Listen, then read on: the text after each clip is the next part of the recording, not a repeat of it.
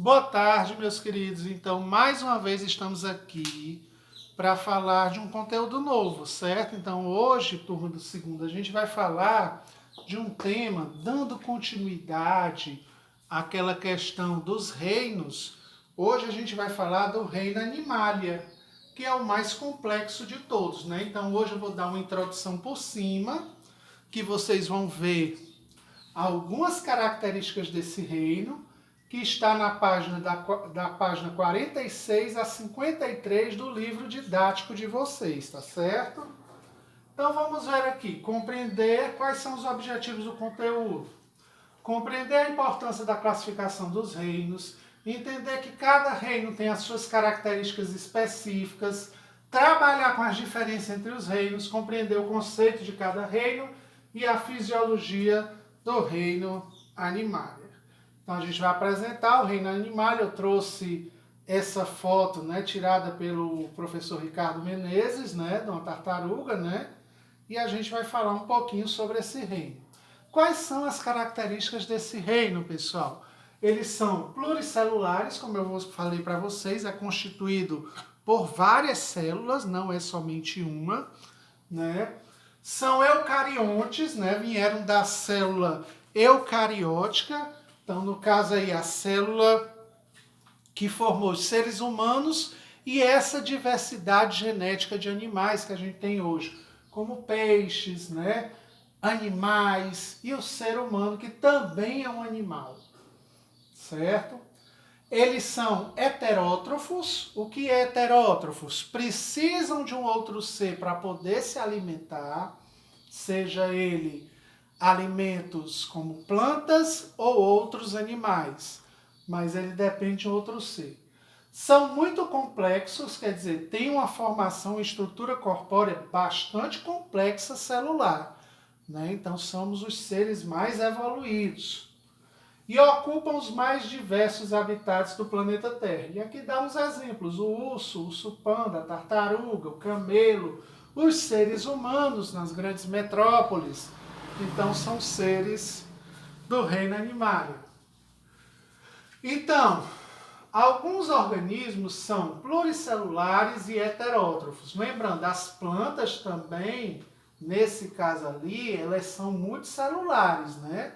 Elas fazem parte de 15% dos reinos. Os fungos, eles têm 8%, o protista é 4%, o monero é 3%, mas o maior de todos é o reino Animalia, que tem os vertebrados com apenas 5% e os invertebrados, que são esses outros animais, 65%. Então, na Terra, quem ocupa maior espaço são a origem Animalia. O restante ocupa uma escala bem menor na composição do planeta, tá certo? Então, essa é a divisão na quantidade relativa aos seres vivos. Continuando, nós viemos de uma escala filogenética, eu até já mostrei essa árvore quando lê, né? Então, é uma escala evolutiva, uma cladística, né? Onde a gente vai aparecendo várias evoluções, como eu falei, cada setor desse é um nó de evolução, né? E esse nó de evolução está com o desenvolvimento daquele ser. A mudança da temperatura, da alimentação contribuíram para o aperfeiçoamento desses seres. Então, começando pelos poríferos, as esponjas, né? Então, às vezes a pessoa acha que a esponja é aquela só de lavar a louça. Não, ela existe no oceano e ela é um ser vivo. E ela faz parte do reino animal, certo? Então, é do grupo dos poríferos. Depois vem os quinidários, que são esses aqui, né? Aí surgiu as anêmonas e as águas vivas. Para depois surgir os platelmintos, esse de corpo achatado, né? Como a planária, que se divide, se você cortar ela, se transforma em 2, 4, 6, 8, e pode viver até em água, né? É uma parasitose. O nematodo, que é a lombriga, né? Também é uma evolução. Aí depois veio os seres molúsculos, né? Como caramujos, polvos, para depois surgir os anelídeos, aqueles que têm anéis, que são as minhocas. Depois vieram os artrópodes, crustáceos, que foram os insetos e também aranhas. Para depois vir a estrela do mar, né, que são os equinodermos.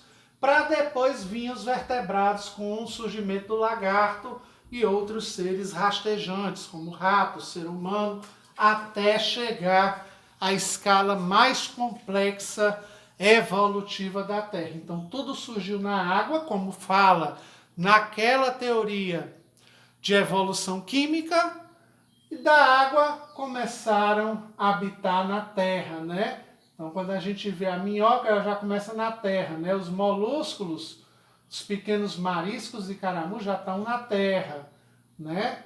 Então o restante ou é parasita ou vive na água, tá certo? E aí chegou as aves, chegou os outros seres que formaram essa origem do reino Animalia, ou Metazoa, que eu falei para vocês. Metazoa vem de zoo, lembra de zoológico. Se você falar o reino Metazoa, aí zoa, o que é Metazoa? Zoa, zoo, zoológico, zoológico, animal. Animal, então, é reino Animalia. Se falar metafita, fita vem de fitoterapia, que eu até falei para vocês. Fitoterapia é trabalho com as plantas, então é reino plantae. Tá vendo a diferença? Então, biologia a gente tem que saber um pouquinho dessas conotações. Então, primeiro reino, vou só apresentar aqui de uma forma simples, depois a gente se aprofunda. Filoporífera são as esponjas, como eu falei, são todas aquáticas, vivem em água doce e salgada, vivem fixas ou a substratos sésseis, quer dizer, elas ficam pregadas, né, em algum substrato ou fixas no chão. Esponjas marinhas, aí nós temos aí um exemplo, né, servem de moradia para outros animais marinhos. Aí nós temos o filoquinidária, né, que vem o quê? As anêmonas, né, vem as algas, né, águas vivas, né, anêmonas é essa aqui, água viva, os corais, que são esses, ó. Então são tudo ser vivo, vivem na água salgada, né? Você encontra muito na água salgada esses seres. O outro que a gente tem aí é o platelminto, né? Que são tipo vermes, né? Aí nós temos o ectossomose, né? Aquele que dá aquela doença, ectossomose, quando a pessoa defeca na água e aí transmite esse Czinho que entra pelo teu pé, né? E aí vai para a tua corrente sanguínea, né? Então, tá aqui o ectossoma. Nós temos até lá no laboratório, quando a gente voltar para o espaço físico, eu vou mostrar para vocês no microscópio um ectossoma que a gente tem fêmea lá, tá certo? Então me cobrem. Vermes planárias, então todos esses seres são platelmintos. Certo? A diferença para o anelídeo, porque o anelídeo forma anéis, viu? Então nós temos aqui, por exemplo, a solitária, né? Os seres mais rudimentares, né? Aí o filonematoda, né? Aí nós temos a lombriga, que é um corpo mais afilado, né? É um corpo cilíndrico.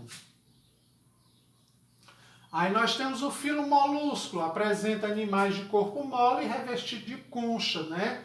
Então elas são duras por fora, como exemplo. A concha que fabrica a pérola, onde tem esse miolinho é mole, mas por fora é duro, né? Nós temos também ostras, mexilhões, caracóis, né? Então o caracol, o corpo dele é mole, né? E a casquinha dele é dura. Então são esses animais que fazem parte do filo molúsco. Só estou fazendo uma breve apresentação, depois a gente aprofunda mais. Anelídea, pessoal, nós temos as minhocas, sanguessugas, né? Centopeias, né? Que tem um corpo cilíndrico e dividido em anéis. Então eles são anelares, né? A constituição forma tipo anéis, um grudado no outro, certo? Sanguessuga é usada até na China para um tratamento de limpeza do sangue, a purificação. Nós temos o artrópoda, que surge as aranhas, né? Surge os insetos e escorpiões. Então são do filo artrópoda.